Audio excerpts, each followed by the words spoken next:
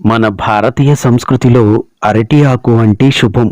పెళ్ళైనా పండగైనా ఇంట్లో ఏ శుభకార్యమైనా మొదట కనిపించేది అరటి ఆకు అలంకరణే. అందులో ఒక అందమైన అర్థముంది. ఆకుపచ్చ రంగు జీవం, శాంతి, సంపదను చూపుతుంది. అందుకే పెళ్లి మండపాలకి అరటి చెట్లను శుభసూచకంగా కడతారు. తద్వారా మన ఇంటికి శుభం కలుగుతుందనే నమ్మకం. మరో ముఖ్యమైన విషయం ఆరోగ్యం.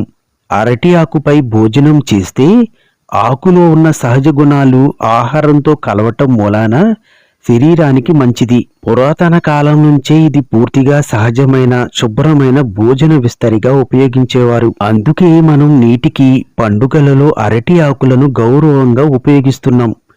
మన సంస్కృతే మనకు గర్వకారణం. అరటి ఆకులు చెట్టు గురించి ఇంకా తెలుసుకోవాలని ఉందా?